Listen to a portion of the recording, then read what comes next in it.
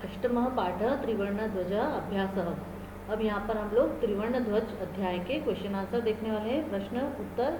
तो सबसे पहला प्रश्न यहाँ पर है, शुद्ध कथनस्य समक्षम आम, अशुद्ध कथनस्य समक्षम न इति लिखत। मतलब अशुद्ध कथन जो है उनके आगे आपको आम लिखना है, मतलब हाँ, और जो अशुद्ध कथन है, गलत है, उनके आगे आपको न लिखना है, मतलब नहीं। तो सबसे पहला देखिए, अस्माकं राष्ट्रस्य ध्वजे त्रयः वर्णाः सन्ति। मतलब हमारे राष्ट्रीय ध्वज में 3 रंग होते हैं। तो हम लोग लिखेंगे यहाँ पर आम, मतलब हाँ। फिर है ध्वजे हरित वर्ण शांतेः प्रतीक अस्ति। मतलब ध्वज में जो है हरा रंग शांति का प्रतीक है, तो न, क्योंकि वो जो पृथ्वी की सुंदरता का प्रतीक है। फिर है यहाँ पर ध्वजे केसर वर्ण शक्त्यः सूचकः अस्ति। यहाँ पर जो केसरी रंग है, केसरिया रंग है, वो शक्ति का सूचक है, तो हम लोग लिखेंगे आम, मतलब हाँ। फिर देखिए, चक्रे त्रिशंताराः सन्ति। मतलब जो चक्र में जो ताड़ियाँ होती है वो त्रिशंत होती हैं, 30 होती हैं, नहीं, वो 34 होती हैं। फिर चक्रम प्रगतेः द्योतकम। क्या चक्र जो होता है प्रगति का द्योतक है, प्रगति का प्रतीक है, तो हाँ, आम आएगा। फिर देखिए यहाँ पर प्रश्न क्रमांक 2 जो है उसमें लिखा है, अधोलिखितेषु पदेषु प्रयुक्ताम विभक्ति वचनम च लिखत।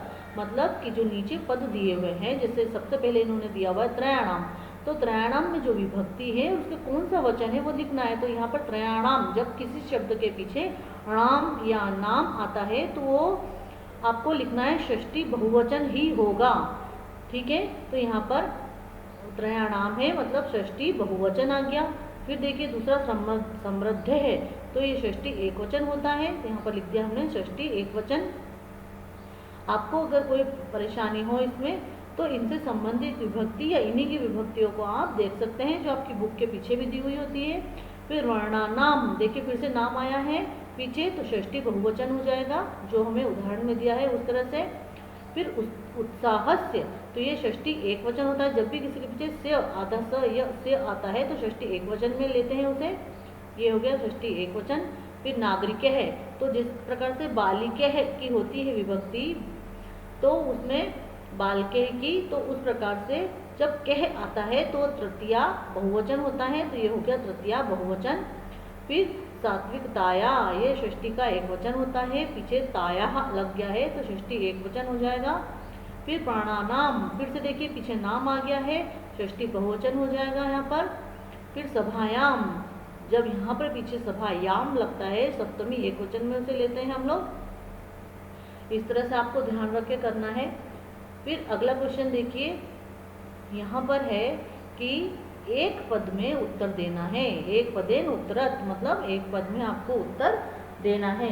तो यहाँ पर लिखा हुआ है, अस्माकं ध्वजे कति वर्णा सन्ति। हमारे ध्वज में कितने रंग होते हैं। तो कितने रंग होते हैं, 3 रंग होते हैं, तो हम लोग यहाँ पर लिख देंगे त्रयः, मतलब 3, केवल एक शब्द में उत्तर। फिर है त्रिवर्णे ध्वजे शक्त्यः सूचकः क वर्णः। मतलब 3 रंगों वाले ध्वज में शक्ति का सूचक कौन सा रंग है, तो केसरिया रंग है, उसे हम लोग बोलते हैं केशर वर्णः। तो यहाँ पर लिख देंगे हम लोग केशर वर्णः। फिर देखिए, ग अशोक चक्रम कस्य द्योतकम अस्ति। मतलब अशोक चक्र जो है किसका द्योतक है, किसका सूचक होता है वो, तो वो प्रगति का होता है, तो हम लोग यहाँ पर लिख देंगे प्रगते है, मतलब प्रगति का। फिर है त्रिवर्ण ध्वज कस्य प्रतीकः। मतलब तिरंगा झंडा जो है किसका प्रतीक है, तो वो राष्ट्र के गौरव का प्रतीक है, तो यहाँ पर लिख देंगे राष्ट्र गौरवस्य। देखिए किसी का भी हमें का बताना होता है, जैसे राष्ट्र गौरव का, है ना, जैसे उसका, इसका, तो जब भी का लगता है तो पीछे से आधा स य लगा देते हैं। जैसे राष्ट्र का तो राष्ट्रस्य, गौरव का तो गौरवस्य, राष्ट्र गौरवस्य मतलब राष्ट्र के गौरव का, इस प्रकार से, ठीक है। अब आके देखिए, एक वाक्य न उत्तरत, मतलब हमें एक वाक्य में उत्तर देना है। तो यहाँ देखिए, अस्माकं ध्वजस्य श्वेत वर्णः कस्य सूचकः अस्ति। हमारे ध्वज का सफ़ेद रंग किसका सूचक है। कस्य मतलब किसका, ठीक है। तो अब यहाँ पर देखिए, कस्य की जगह हमें कस्य गायब करना है, पूरा आंसर वैसे लिखेंगे जैसे अस्माकं ध्वजस्य श्वेत वर्ण। यहाँ पर देखिए अस्माकं ध्वजस्य श्वेत वर्ण, कस्य की जगह लिखना है शांते, मतलब शांति का सूचक है तो शांते है, और सूचक अस्ति आपको ऊपर क्वेश्चन में से फिर से मिल जाएगा। केवल कस्य की जगह आपको शांते है करना है, मतलब कि हमारा जो है ध्वज शांति का सूचक है, हमारे ध्वज का जो सफ़ेद रंग है वो शांति का सूचक है, मतलब शांत है। केवल इतना आपको याद करना है।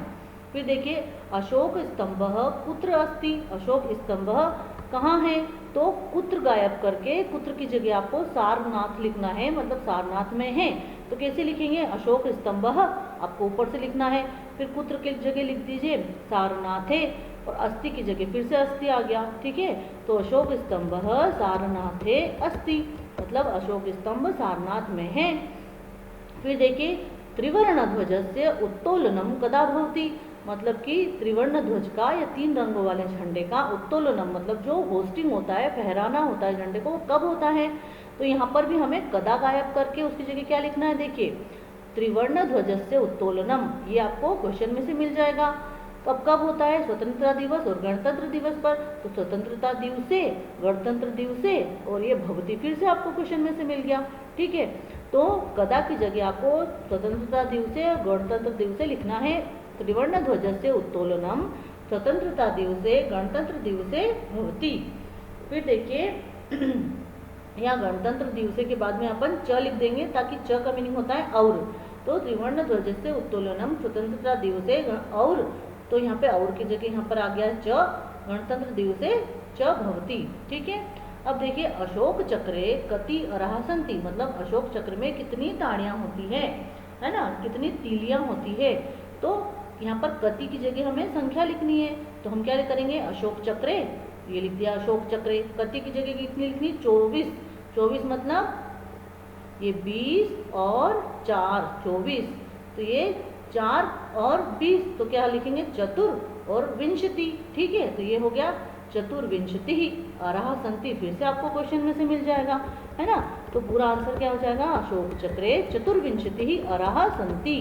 यहाँ पर आपको केवल चतुर्विंशति ही याद करना है, बाकी आपको अशोक चक्रे अराः सन्ति ये पूरा क्वेश्चन में से मिल जाएगा। कति की जगह आपको चतुर्विंशति ही लिखना है। अब देखिए अधोलिखित वाक्येषु रेखांकित पदानि आधृत्य प्रश्न निर्माणं कुरुत, मतलब कि यहाँ पर जो अंडरलाइन सेंटेंस है, जो सेंटेंस में अंडरलाइन वाक्य है, जैसे अस्माकं त्रिवर्ण ध्वज विश्व विजयी भवेत्, तो यहाँ पर त्रिवर्ण ध्वज जो है उसके नीचे अंडरलाइन है, मतलब वहाँ पर आपको प्रश्नवाचक शब्द का, जैसे कह, कस्य, है ना, केशाम, किमर्थम, जो क्वेश्चन वाले शब्द होते हैं, जैसे यहाँ पर है ना ये कति, उस प्रकार से उनका आपको उपयोग करके क्वेश्चन बनाना है। अभी हमें इन्होंने क्या दिया हुआ है, अभी उन्होंने हमें केवल आंसर दिया हुआ है, मतलब क्या है इसका, हमारे 3 रंग के झंडे में हमारा 3 रंग का झंडा विश्व विजयी हो, ठीक है। तो हमारा क्या विश्व विजयी हो या कौन विश्व विजयी हो, तो हम लोग क्या करेंगे, ये क्वेश्चन बनेगा। तो हम लोग क्या करेंगे, अस्माकं कः विश्व विजयी भवेत्, ठीक है। तो ये क्वेश्चन बन गया, और इसका आंसर क्या हो गया, ये ऊपर वाला इसका आंसर हो गया कि हमारा त्रिवर्ण ध्वज विश्व विजयी हो। अब क्वेश्चन बन गया है, तो इसके पीछे हमने लगा दिया प्रश्नवाचक चिन्ह, ठीक है। इसी प्रकार से हम लोग दूसरे भी बना लेंगे। कई बार जो होते हैं ऊपर वाले शब्द जो जिनके नीचे अंडरलाइन होते हैं, उनके मिलते जुलते ही हमें प्रश्नवाचक शब्द होते हैं, जैसे स्वधर्मात् प्रमादम वयम न कुर्याम, या प्रमादम है तो इसकी जगह हो जाएगा कम, तो ये लिख दिया हमने कम, और ऊपर का सेंटेंस वैसा के वैसा ही, पीछे लगा देंगे हम प्रश्नवाचक चिन्ह। फिर देखिए एतत् सर्वम अस्माकं नेत्रणाम सद्बुद्धे सत्फलम, तो सद्बुद्धे की जगह क्या हो जाएगा, हमारे पास में कस्याः सत्फलम, है ना। एतत् सर्वम, ऐसा सबका, अस्माकं नेत्रणाम सद्बुद्धे सत्फलम, तो सबका क्या होना चाहिए, कस्याः आ जाएगा यहाँ पर सद्बुद्धे की जगह, मतलब किसका, और पीछे हो जाएगा प्रश्नवाचक चिन्ह। फिर अगला देखिए शत्रुणाम समक्षम विजयः सुनिश्चितः भवेत्, है ना। तो यहाँ पर शत्रुणाम की जगह हो जाएगा केशाम, ठीक है। ऐसे मिलते जुलते ही प्रश्नवाचक शब्दों का उपयोग हम लोग करते हैं। शत्रुणाम तो केशाम, और बाकी पूरा आपको ऊपर से देख के लिखना है, और पीछे यहाँ पर प्रश्नवाचक चिन्ह का उपयोग करना है। फिर यहाँ पर देखिए प्रश्न क्रमांक 6, यहाँ है उदाहरणानुसारम समुचिते पदे रिक्त स्थानानि पूर्यत, मतलब कि रिक्त स्थानों की हमें पूर्ति करनी है उदाहरण देखते हुए। जैसे यहाँ पर शब्द है पट्टिका, उसका विभक्ति कौन सी है यहाँ पर है षष्ठी विभक्ति उसकी लिखनी है। तो षष्ठी विभक्ति क्या होती है पट्टिका की, तो पट्टिकायाः। अब पट्टिका बालिका जैसे चलेगी, तो बालिका की जो षष्ठी विभक्ति होती है उस प्रकार से हमें पट्टिका की दी हुई है, पट्टिकायाः, पट्टिकयोः, पट्टिकानां। ठीक है। अब जैसे यहाँ पर अग्निशिखा है, उसकी सप्तमी है, तो अग्निशिखायां, फिर अग्निशिखयोः। जो षष्ठी और सप्तमी उनका जो द्विवचन होता है वो सेम होता है। जैसे यहाँ पर देखिए ये भी पट्टिकयोः है, तो इसका सप्तमी भी पट्टिकयोः ही होगा, है ना। तो अग्निशिखा का क्या हो जाएगा, अग्निशिखा का हो जाएगा अग्निशिखयोः, अग्निशिखयोः। फिर देखिए बहुवचन क्या हो जाएगा, अग्निशिखासु। कहीं पर भी पीछे सु या शु आया है तो वो सप्तमी का बहुवचन होता है।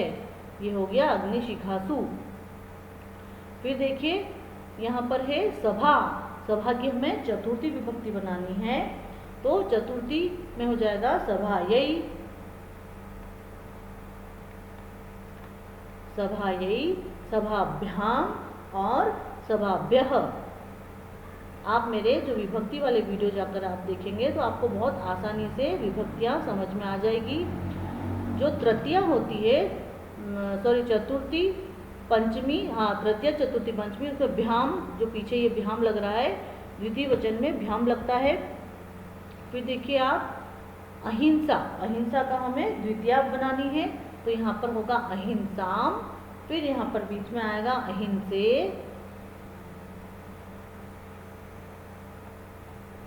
अहिंसाम, अहिंसे और अहिंसाहा।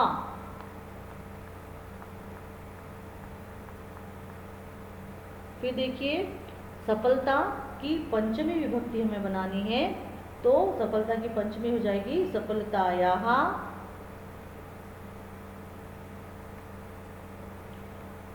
फिर सफलताभ्याम। जैसे मैंने बताया था तृतीय चतुर्थी पंचमी में भ्याम लगता है पीछे, तो सफलतायाः, सफलताभ्याम और सफलताभ्यः।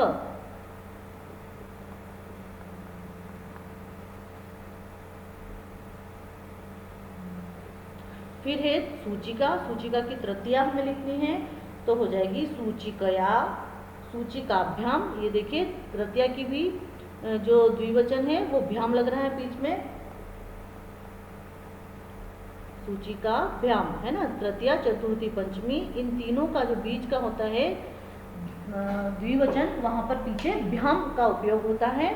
शब्द के पीछे आपको भ्याम जोड़ना है, तो सूचिकया, सूचिकाभ्याम और सूचिकाभिः।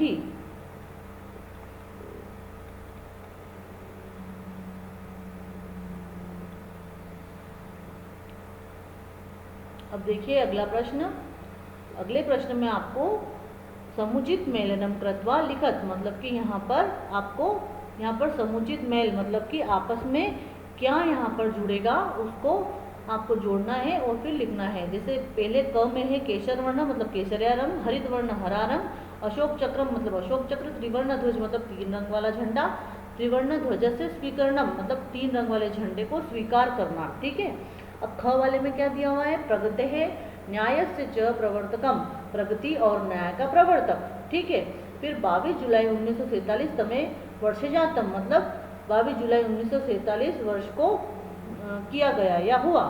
फिर शौर्य से त्याग से च सूचक मतलब शौर्य और त्याग का सूचक, सुषमायाः उर्वरतायाः सूचक मतलब सुषमा यानी सुंदरता और उर्वरता का सूचक, और स्वाधीनतायाः राष्ट्र गौरवस्य च प्रतीकः मतलब स्वाधीनता और राष्ट्र गौरव का प्रतीक है। तो यहाँ पर देखिए सबसे पहला क्या है, प्रगति है न्यायस्य च प्रवर्तकम, है ना। प्रगति और न्याय का प्रवर्तक कौन है, अशोक चक्र है, तो यहाँ पर अशोक चक्र हो गया इसका। ठीक है। फिर केशर वर्ण क्या है, शौर्य और त्याग का प्रतीक है, तो केशर वर्ण शौर्य और त्याग से च सूचकः ये आ जाएगा।